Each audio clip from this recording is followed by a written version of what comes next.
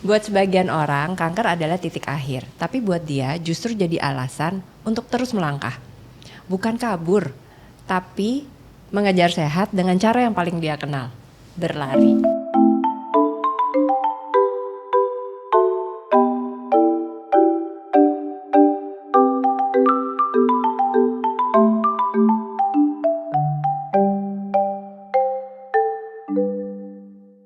Anggia dan Dokmon. Dokmon adalah dokter spesialis kedokteran olahraga, dan Anggi ini adalah survivor di Love Pink dan juga maratoner yang kalau lihat perjalanan cerita larinya saya cuman bisa berdiam dan mikirin ini kaki nggak copot. Anggi, Dokmon, thank you ya udah datang di Pink Story. Kita ngobrol-ngobrol. Tapi aku mau mulai dari Anggi dulu, Anggi ya. Jadi kan waktu itu kita udah nanya-nanya, udah ngobrol. Jadi kalau lihat dari ceritanya Anggi, tapi boleh deh Anggi cerita dulu pengalaman Anggi dengan kanker payudara, gitu ya. Terus apakah kalau lihat sih kalau dari kemarin cerita, justru sebelum itu udah berlari ya. Nah boleh deh cerita. Terus kenapa sih kok lari yang lebih banyak ditekunin dari segitu banyak olahraga yang kamu gelutin? Iya, aku tuh terdiagnosa kanker payudara tahun 2022. Waktu itu nggak sengaja ya terpegang sama aku ada benjolan.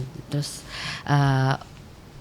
pengetahuan aku tentang kanker payudara saat itu sama sekali nggak ada ya, nggak tahu sama sekali.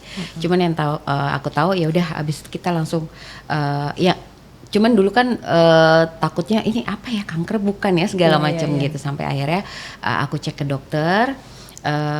Di awal sih dicek bilangnya ini hanya tumor jinak gitu ya, karena ciri-cirinya gitu.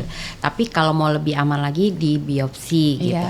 Sampai akhirnya aku memutuskan adalah yang bilang kan kayak bilang langsung aja diangkat atau gimana, langsung aja nggak usah di biopsi gitu.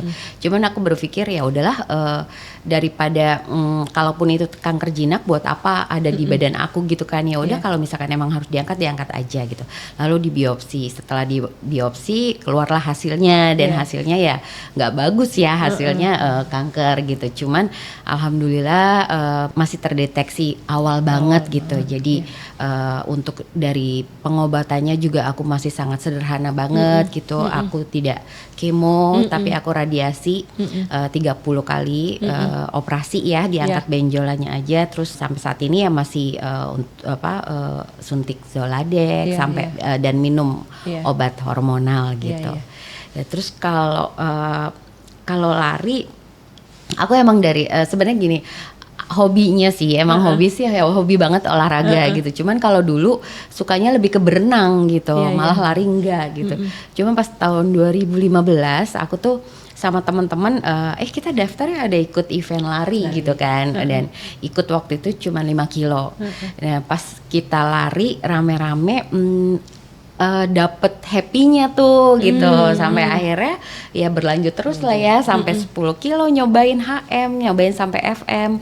Terus sempet juga ngeliat kok ternyata ada juga nih lari di gunung gitu ya, namanya trail gitu kan ya. Ya udah aku ikutin lari tuh. Di jalan aja kita udah capek. Dia lari di gunung loh teman-teman. Dia tuh kayak ternyata beda-beda lagi gitu ya. Kalau lari capek tapi saat kita udah finish tuh happy banget gitu. Nah begitu juga kalau waktu trail tuh kayaknya capek tapi ngeliat pemandangan tuh aduh udah udah hilang semuanya tuh rasa capeknya gitu. Sampai saat ini sih aku tetap lari karena aku juga dapet enaknya di badan aku gitu ya. Aku lebih tidurnya lebih enak juga, makannya juga lebih enak gitu. Terus banyak sih yang aku dapat dari lari gitu. Jadi sampai sekarang ya aku tetap terus lari. Jadi kayak boleh dibilang dari tadi soalnya kan Anggi ngomong ya, ini tuh aku kayaknya happy, aku senang, tidurku jadi enak. Buat kita yang pernah sebagai penyintas, happy dan menyenangkan itu kayaknya penting gitu ya, jadi poin lebih. Terus jadi bisa dibilang tuh jadi kayak healingnya kamu nggak sih, Nggi? Iya. Bener ya? Iya bener-bener healing juga. Terus ya untuk me time juga ya gitu. Itu lari apalagi kalau kebetulan aku kan juga ya kayak FM atau saat ultra gitu ya. Saat lari itu apa ya, kita juga kayak bisa ngobrol sama diri kita sendiri juga gitu kan ya, kayak kasih semangat yang bisa ya apa ya segala macam gitu. Kita itu sepanjang bisa lari sepanjang lari. Oke. Nah teman-teman sedikit info tadi Anggi menyebutkan FM itu full maraton dan itu jauhnya 42,195 km.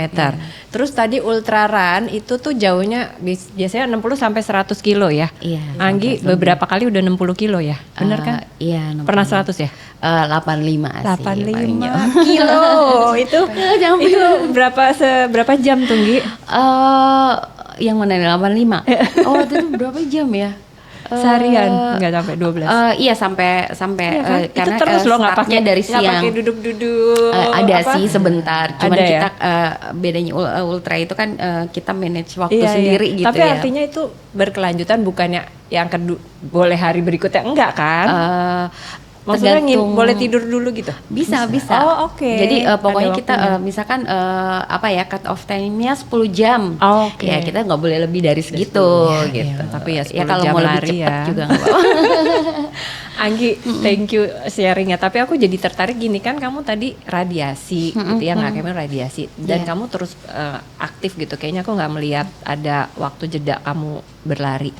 Nah, waktu radiasi itu kan kulit kita kan jadi lebih sensitif, bahkan mungkin katanya kan, bukan katanya, memang kita tuh nggak boleh berkeringat. Pada momen itu kamu tetap olahraga atau gimana? Jadi waktu mungkin bisa jadi tips juga soalnya buat teman-teman. Jadi waktu aku kebetulan tuh waktu aku terdiagnosa kanker itu kan di penghujung COVID ya. Jadi kayak kita kan pengen banget nih nanti kalau udah COVID udah selesai, terus aku tuh orangnya nggak bisa diem gitu kan ya. Ini kalau COVID udah selesai nih aku harus daftar ini, ikut ini, itu gitu. Ternyata ya Tuhan berkehendak lain gitu ya. Aku sakit, terus saat itu aku operasi. Nah operasi waktu itu kan sekitar 2 mingguan ya, 2 mingguan sampai nunggu kering dulu lah, baru boleh stretching. Tapi aku tetap ya waktu, karena kan apa ya, buat aku tuh ngerasa gini, kalau kita udah olahraga, bener nggak sih Dok? Kayaknya kalau nggak olahraga sehari oke lah, 2 hari tuh kayak udah kepikiran banget ya. Rungsing. Iya bener. Jadi ya udah akhirnya aku kayak stretching aja sendiri gitu di rumah, kayak yoga atau apa gitu. Tapi yang tapi aku nggak lari ya saat itu, cuman jalan mungkin di treadmill sebentar. Nah, terus saat aku radiasi ternyata kan nggak boleh keringetan ya. Waktu itu 30 kali itu selama 6 minggu ya, 6 minggu, tapi 2 bulan lah ya sampai bener-bener aman semua, baru kita boleh gitu agak keringetan. Tapi waktu itu juga aku masih agak bandel-bandel juga sih, kayak aku berusaha kayak stretching atau yoga tuh di kamar di AC gitu, yang aku supaya nggak keringetan atau segala macam, paling nggak stretching aja. Dan itu sampai ya itu sih, jadi usahain paling nggak aku bergerak aja. Pokoknya tetap bergerak. Ya? Nah kan menarik ya Dok jadinya Dok. Nah dari segi medis nih Dok, aku ke Dok Mon. Dari segi medis sebenarnya ya Dok, seberapa penting sih olahraga tuh buat penyintas kanker, buat kita penyintas, dan ada nggak sih spesifik olahraga tertentu misalnya yang lebih disarankan gitu? Oke, jadi sebenarnya kalau ngomong soal penyintas, olahraga apa yang dianjurkan, ini kan based on jurnal ya, jadi ada American College of Sports Medicine, itu memang kalau misalnya orang dengan riwayat kanker, seharusnya tuh olahraganya bisa semua, tapi tetap harus dengan screening atau supervisi dari dokter. Tidak harus dari dokter olahraga, tapi paling nggak ada tulisan dari dokter yang kita nyebutnya dokter penanggung jawabnya, DPJP-nya bilang oke, ini boleh olahraga gitu. Olahraganya apa aja? Yang dianjurkan itu sebenarnya ada olahraga untuk kekuatan jantung paru, dalam hal ini sudah dilakukan oleh Mbak Anggi, berlari, boleh berenang, boleh sepeda gitu. Jadi emang benar untuk jantung kita, paru-paru kita. Kalau kita nyebutnya yang bikin capek, ngos-ngosan gitu. Nah itu semua buat jantung dan paru. Kemudian olahraga untuk kekuatan otot atau strength training. Jadi bagaimanapun kalau orang yang pernah memiliki riwayat kanker ataupun orang yang tidak berolahraga, biasanya kan ototnya nggak kuat ya. Jadi memang harus memiliki komponen otot yang bagus. Makanya butuhnya strength training. Kemudian latihan fleksibilitas. Fleksibilitas itu yang kayak yoga, pilates gitu. Nah, ditambah orang yang dengan riwayat kanker itu juga perlu ada latihan keseimbangan. Karena mereka memiliki riwayat lebih mudah jatuh akibat dari kemo ataupun dari radiasi yang diterima sebelumnya. Jadi empat ini sebenarnya harus ada, nggak bisa cuma salah satu sebenarnya. Gitu. Ini menarik banget loh. Aku baru baru dapat pencerahan ini soal bahwa kita tuh ternyata harus melatih keseimbangan buat itu. Boleh nggak dok ceritain maksudnya kenapa itu jadi artinya gini, menjaga keseimbangan jadi hal yang penting buat kita. Apa yang terjadi sih pada saat penyintas mungkin terima treatmentnya masing-masing sehingga itu mempengaruhi keseimbangan dan itu perlu dilatih. Oke, jadi sebenarnya kalau kita berbicara secara normal aja, kita sehat aja, salah satu komponen tubuh kita pasti lebih kuat. Kalau kita bukan kidal, biasanya yang kanan jauh lebih kuat semuanya. Nah, apalagi dengan orang yang memiliki riwayat kanker, mereka harus, yang saya tahu itu ya, biasanya orang yang pernah memiliki riwayat kanker pasti kan ada kemonya, ada radiasinya gitu ya, atau terapi hormon atau apapun itu, yang cenderung membuat mereka, oh kayaknya saya nih nggak boleh untuk olahraga dulu, saya nggak boleh lebih banyak bergerak gitu. Nah itu yang membuat otot-otot mereka sendiri yang sebelumnya udah tidak seimbang karena tidak dominan menjadi lebih buruk gitu. Itu yang akhirnya dibutuhkan latihan balance gitu. Jadi latihan balance-nya sendiri sebenarnya bukan sesuatu hal yang susah kok. Even cuma kayak kita meminta gimana? Gitu ya, ayo coba berdiri, angkat satu kaki aja. Tanpa ditutup matanya gitu, itu aja mungkin masih agak oleng-oleng gitu tuh. Apalagi kalau misalnya udah cukup terbiasa kita latih, mungkin saya akan bilang oke, coba sekarang kalau misalnya matanya ditutup, coba bisa nggak kalau diangkat kakinya satu gitu. Itu latihan yang paling gampang aja untuk melatih balance. Jadi kita sebenarnya cukup bisa lakuin sendiri juga di rumah gitu ya. Betul. Oke, wah thank you banget, terima kasih loh dok. Nanti baru dibahas mungkin kayak, oh latihan strength itu berapa kali sih seharusnya? Latihan buat kekuatan jantung paru itu berapa kali sih gitu. Emang bener kayak tadi Mbak Anggi bilang, oh kalau misalnya sehari nggak olahraga masih oke lah. Tapi kalau 2 hari nggak olahraga, kok kayaknya bawaannya badannya nggak enak gitu. Tapi olahraga seperti apa? Nah itu kombinasinya ada lagi. Gitu. Nah dok, ada nggak misalnya gini, buat teman-teman yang masih menjalani treatment gitu ya, olahraga apa sih yang masih bisa mereka lakukan, atau misalnya gini, perlu nggak sih mereka tetap melakukan atau nggak apa-apa nggak usah olahraga dulu gitu? Gimana dok kalau dari kacamata medis? Kalau masih dalam terapi, boleh olahraga tapi intensitasnya ringan ke sedang. Jadi kalau kita ngomong intensitas, ada ringan, ada sedang, ada berat. Kita tahu dari mana nih intensitasnya ringan, sedang, berat? Paling gampang sih mungkin kalau pakai smartwatch ya. Tapi kan itu kayak modal lagi gitu kan. Nah yang paling gampang aja intensitas ringan itu selama kita jalan aja. Kita mulai dari yang paling simpel, jalan aja. Selama jalan kita dengar lagu, kita masih bisa nyanyi lagunya, itu ringan. Oke, gampang banget sebenarnya ya. Gampang banget. Itu kayak ya nyanyi aja satu lagu kamu bisa habisin, wah itu ringan. Kalau sedang itu kita jalan, dia ada telepon gitu terus ngangkat, iya ini masih jalan, ya mungkin kira-kira 15 menit lagi gitu, itu sedang. Tapi kalau dengar lagu udah nggak bisa ngikutin nadanya, karena ngos-ngosan. Udah ngos-ngosan gitu. Nah, itu berat. Itu udah mulai, kalau udah sampai ada telepon, halo sebentar ya, udah cuma satu kata, itu udah berat banget. Jadi sebenarnya dianjurkan kalau memang dalam terapi cukup ringan sampai sedang, masih bisa nyanyi, masih bisa ngobrol, gitu. Itu jalan jalan oke, dan nggak butuh peralatan yang aneh-aneh, yang sebenarnya kita bisa tinggal jalan keluar aja, gitu ya. Oke, harusnya bisa ya teman-teman kalau jalan sambil dengerin musik lagi, sambil ngemil. Nah, waktu itu kan berarti intensitas nih. Kalau tadi kan habis ngomongin intensitas, berarti waktu kamu treatment intensitas praktis turun, ya kan? Mulai lagi tuh begitu selesai kan namanya nggak bisa diam, udah biasa ya. Nah, apa sih challenge atau tantangan paling berat waktu mau mulai lagi setelah selesai treatment? Iya, jadi waktu udah selesai treatment gitu ya, aku sempat nanya juga sih sama dokter, dok, ini aku boleh olahraga nggak gitu? Oh ya boleh. Kebetulan ada dokter juga yang dia emang olahraga juga gitu, dia bilang oh boleh, yang penting tapi jangan capek-capek banget ya gitu kan. Oke, itu sampai aku juga sempat yang mau Desembernya kan aku mau ikut ada ultra gitu ya 65, so aku kamu mau lari boleh tapi ini 65 kilo dok, kok banyak banget ya gitu. Oh ya udah pokoknya tapi yang penting kalau capek istirahat ya gitu ya gitu. Udah sampai akhirnya pas saat dokter bilang aku boleh olahraga ya udah aku, tapi sebelumnya memang aku adalah kayak treadmill jalan sebentar gitu.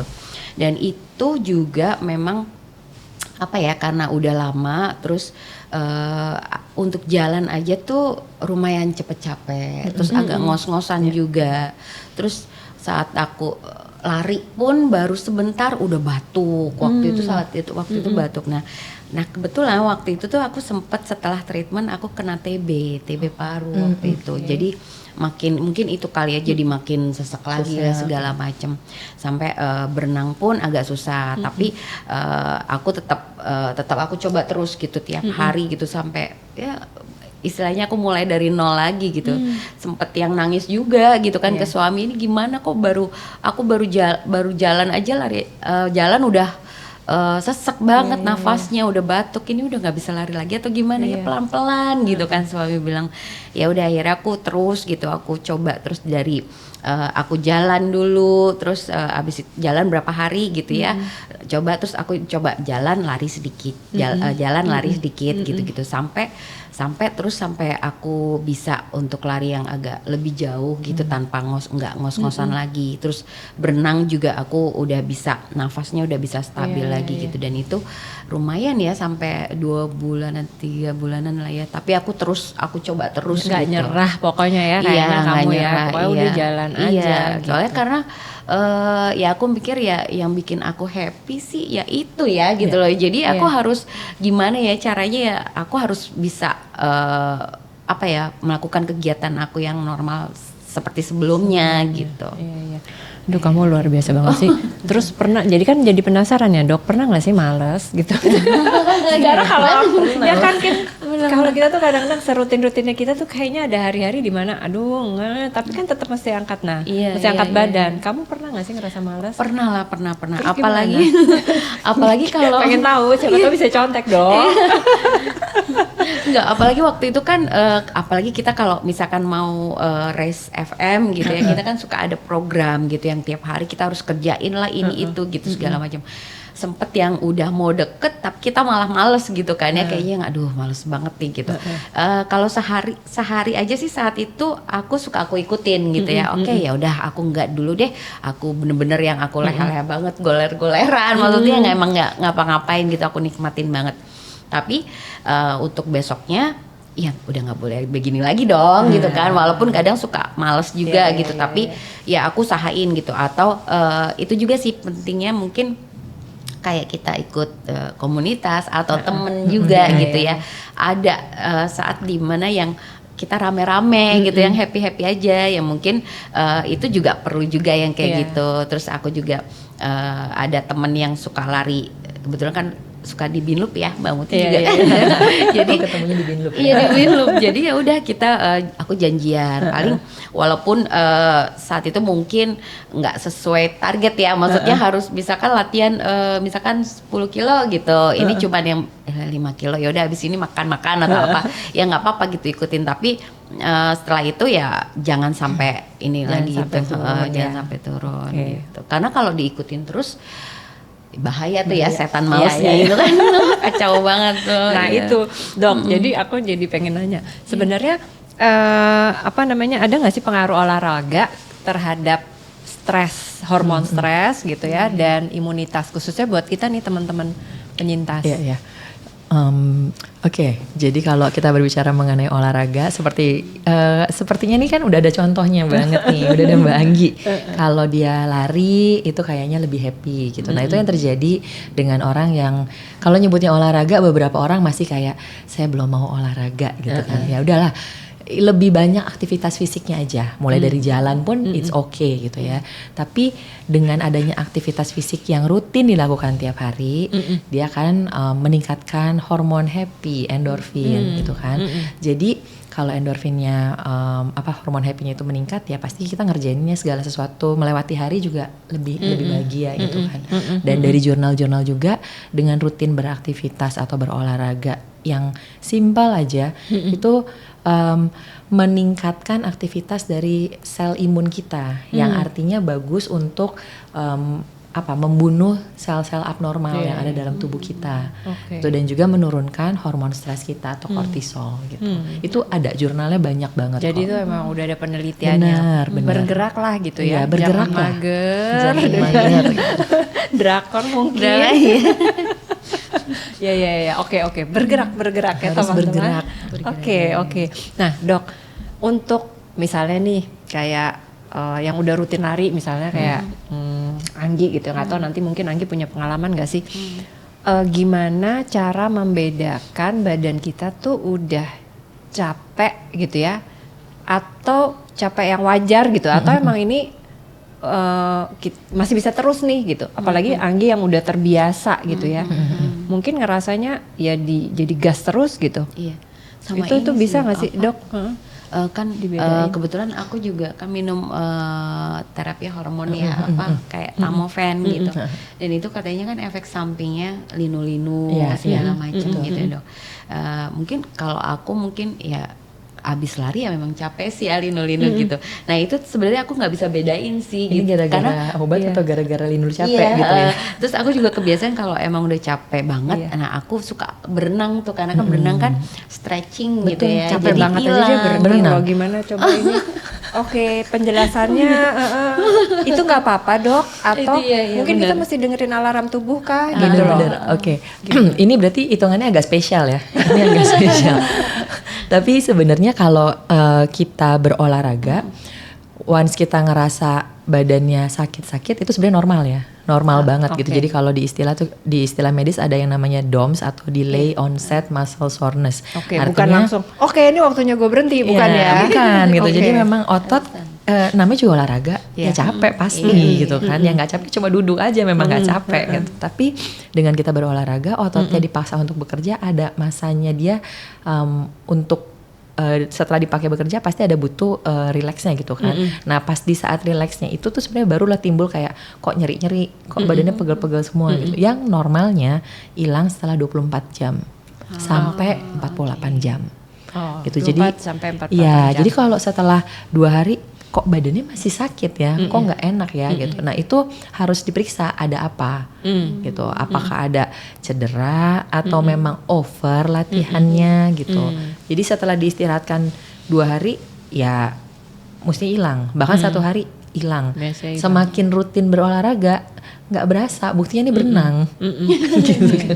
Oh jadi kalau yang udah modelnya kayak Anggi, ya udah. Maksudnya yang bukan model ya, tingkat intensitas dan Betul. rutinitasnya seperti Anggi ya udah gitu ya, Dok. gitu. Jadi capek itu normal. Yang nggak normal kok setelah olahraga ada mual, loh kok ada muntah, kok ada pusing gitu. Nah itu antara terlalu berlebihan gitu, atau memang ada hal lain yang harus kamu waspadai, ibaratnya gitu. Tapi paling nggak kita bisa ngebedainnya dari situ.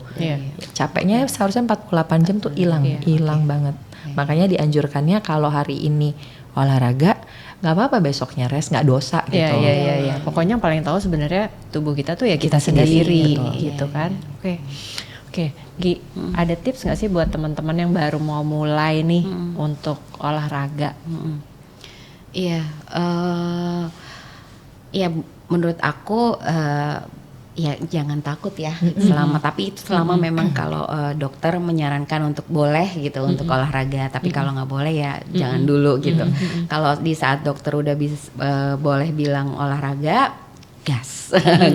Ya mungkin saat sebenarnya olahraga itu kan nggak hanya lari ya gitu, apapun yang kita suka gitu, yang kita bisa gitu. Paling nggak mungkin jalan kali ya, jalan tuh kan udah paling enak banget ya.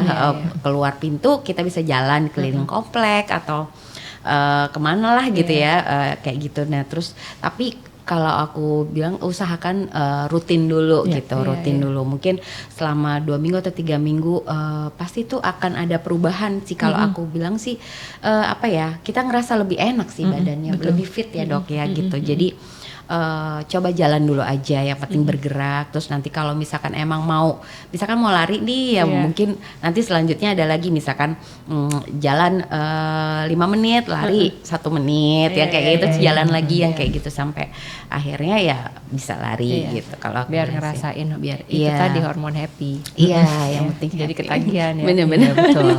Dok, pernah nggak sih punya pengalaman mendampingi pasiennya dokter tuh penyintas kanker? Pernah. Jadi saya pegang satu pasien itu benar-benar yang kondisinya bisa dibilang sebenarnya lemah ya. Artinya dia datang tuh pakai kursi roda loh. Oke. Gitu. Jadi itu memang buat saya kayak wah ini lumayan struggle. Tapi dia mau olahraga. Dia mau. Jadi saya bilang oke, hari ini kita olahraganya yang paling gampang aja dulu. Kita lihat seberapa kuatnya kamu gitu. Jadi kalau memang capek kamu kasih tahu. Kalau ada yang nyeri kasih tahu gitu. Jadi masalahnya di dia sendiri tuh dia bilang saya tuh tulangnya sampai keropos. Dia ngomong loh dia tulangnya keropos. Dan lebih ekstrim dia bahkan bilang kalau tinggi badannya itu sampai berkurang akibat dari pengeroposan tulangnya gitu. Nah waktu itu saya bilang oke, kalau gitu saya tidak akan memberikan resiko dengan mengangkat semua beban-beban yang ada karena kan bahaya juga buat tulangnya kan. Mulai dari yang paling gampang aja, semua tuh olahraga saya kasih di tempat tidur.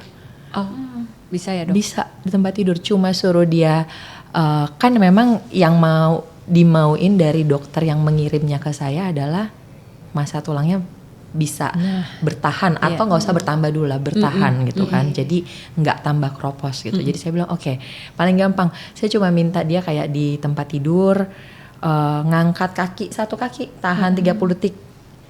Itu aja dia nggak bisa gitu, masih belum kuat. Jadi saya mulai dari 15 detik gitu. Setiap minggu ketemu sama pasien ini seminggu sekali. Dia tuh sekarang bisa tuh ngangkat kaki bertahan gitu. Even yang kayak ini nih posisi tempat tidur kan lurus ya. Saya tuh cuma minta dia ngangkat begini doang, hold aja, ditahan aja. Sekarang tuh bisa 1 menit tuh bisa, gitu. Fungsinya apa? Buat tulang dan juga buat otot. Kalau kita cuma punya otot yang kuat tapi tulang nggak kuat kan susah ya. Gitu. Nah fungsinya itu apalagi kita cewek yang paling gampang menurun komposisinya itu dengan bertambahnya usia adalah tulang. Gitu. Jadi latihan kekuatan otot penting banget. Itu strength training tuh penting banget. Cewek-cewek masih suka mikir tulang tuh maksudnya masa tulang gitu ya? Masa tulangnya. Makanya tadi juga jadi tingginya berkurang tuh karena itu ya. Turunnya tuh lebih dari 10 cm loh. Ih gila banyak sekali. Banyak banget. Saya sampai nggak percaya, sampai suaminya sendiri yang bilang. Dan itu dulu, terjadi ya. Istri saya dulu tingginya nih nggak segini dok. Iya. Dia bilang gitu. Jadi saya kayak oke pak gitu. Tapi suaminya bilang iya masalah istri saya mau olahraga gitu. Jadi setiap datang pasti saya temenin olahraganya. Gampang banget. Dan itu kayak kalau anjurannya sendiri sebenarnya olahraga itu buat strength training, buat otot itu dan buat tulang itu seminggu tuh 2 kali sampai 3 kali. Latihannya gitu. Jadi bukan karena karena harus nambah massa tulang dan otot saya latihan tiap hari, enggak juga. Seminggu 2 kali, seminggu 3 kali paling banyak gitu ya. Itu cukup banget gitu. Kalau misalnya kayak dok saya cuma bisa waktu seminggu 2 kali, tapi waktunya tuh cuma bisa Sabtu Minggu. Itu nanti kan tiap hari ya. Itu boleh. Di hari Sabtu latihannya khusus untuk yang upper, hari Minggu lower gitu. Nah ini tuh menarik banget karena kan kita yang teman-teman khususnya di Lovepink yang treatmentnya untuk kanker payudara, menopause jadi kenyataan yang harus kita hadapi dan dampaknya tulangnya jadi lebih cepat untuk keropos gitu ya dok, masa tulangnya berkurang. Jadi dari tadi obrolan Dok Mon, aku jadi dapat pencerahan bahwa berarti perlu banget olahraga yang tipenya strength, kekuatan untuk otot dan tulang. Nah, aku tipe yang juga suka nyari nih misalnya biar gampang nyari di YouTube gitu ya. Olahraganya tipe apa dok? keywordnya apa? Even kayak cuma ditulis di YouTube, aku tadi pagi iseng-iseng loh sempat nyari kayak strength training for breast cancer survivor, itu keluar loh. Oh ada ya? Ada. Okay. Bahkan yang menarik ternyata dari jurnalnya sendiri, orang dengan breast cancer itu bisa dibilang tidak ada hambatan untuk bisa strength training, walaupun misalnya pernah ada. Tangan loh, nah benar kan Itu golden hand tuh kita semua. Boleh. Boleh. Boleh. Yang penting gerakannya benar, terus intensitasnya tepat gitu. Kan kita bukan mulai mau dari- nyari ototnya kan, maksudnya bukan kayak mau jadi bodybuilder gitu kan. Kita mau jaga komposisi otot dan tulangnya gitu kan. Mulai dari yang dumbbell 1 kilo buat begini, mulai it's dari okay. itu air Gini, apa dok, it's okay. air minum tumbler gitu ya kan, Boleh. gampang kalau nggak Iya, belum bener. ada dumbbell kita pakai air minum aja ya kan. Boleh Jadi, itu boleh. beban untuk beban itu ya. Tidak hanya beban hidup, Iya. beban ini juga. Karena beban hidup beban Iya, beban ini juga. Oke, thank you banget. Anggi, kalau nih kan kamu sebagai yang luar biasa, pokoknya kalau lihat kamu tuh luar biasa banget sih, perjalanan olahraganya gitu ya. Kalau sepatu kamu bisa ngomong gitu ya, kira-kira dia pengen ngomong apa ya ke kamu? Sepatu olahraga, bukan heels. Gimana Anggi? Mau kemana lagi kita? Tuh kan nggak bisa berhenti. Bukannya capek ya, Bukannya bukan capek, sepatu mau aja kemana kayak lagi? mau kemana Gitu lah ya ampun. Oke, terus kalau buat Anggi ya, apa sih arti mengejar sehat buat setiap orang, terutama buat teman-teman yang lagi berjuang buat kanker? Iya. Buat aku mengejar sehat ya itu ya, ya berusaha untuk kayak apalagi untuk seperti kita pejuang kanker, kita berusaha untuk menyelesaikan pengobatannya juga gitu ya, untuk supaya kita lebih ya dengan pengobatan kita bisa lebih sehat lagi kan, dan untuk apa ya, untuk kita menjaga makanan, terus menyayangi diri kita sih yang pasti gitu ya, untuk dengan lebih ya olahraga gitu. Dan itu kan juga bukan hanya fisik aja ya, kayak dari mental atau pikiran semuanya kita usahakan untuk nggak stres ya, kayak gitu sih gitu. Jadi kayak gitu sih. Oke, thank you banget Anggi. Dok, kalau boleh kaget dok, kalau boleh menyemangati teman-teman survivor dan warrior di Laughing dan di luar sana semua ya, kira-kira gimana dok? Apa semangat buat mereka, maksudnya untuk menyemangati mereka supaya mau bergerak, yang sebenarnya tadi dari obrolan ini kan luar biasa banget ya manfaatnya ternyata. Oke, mungkin aku kasih sedikit ini ya, prescriptionnya kali ya, prescriptionnya. Pokoknya kalau mau latihan buat jantung paru, mulainya bisa berenang, bisa sepeda, bisa lari. Kalau itu belum bisa, mulai jalan. Jalan berapa kali saya harus jalan, gitu kan? Nah, seminggu 5 kali itu 30 menit aja jalannya. 30 menit jalan, anjurannya tuh 150 menit per minggu. Intensitas sedang, artinya bisa ngobrol 30 menit. Nah, Senin, Selasa, Rabu, Kamis, Jumat 30 menit itu mah sama aja drakor lebih lama. Ya kan? Jadi bisa ngerjain itu 5 hari udah cukup gitu. Ditambah latihan fleksibilitas 2-3 kali dalam seminggu, lalu kekuatan ototnya 2-3 kali. Mungkin itu sih dari aku ya.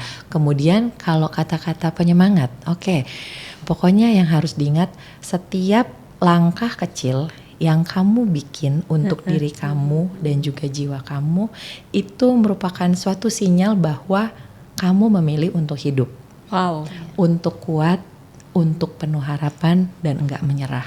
Waduh, keren banget sih. Ini dua perempuan ini luar biasa banget. Thank you banget ya Anggi, Dokter. Thank you banget. Ini pembicaraan topik yang menarik dan sangat aplikatif, bisa teman-teman lakukan sebenarnya, dan untuk menjemput sehat. Betul. Terima kasih. Makasih. Dari ngobrol dengan Anggia dan Dr. Monica, ada insight yang kita dapatkan bahwa kadang yang dikejar tuh bukan sekedar finish line, tapi versi baru dari diri kita yang tetap kuat meskipun pernah jatuh. Karena bergerak itu adalah satu cara untuk kita bilang, aku masih di sini. Terima kasih sudah menyaksikan Pink Story lembar ke-16. Jangan lupa untuk like, share, dan subscribe. Thank you, terima kasih. Dua perempuan luar biasa.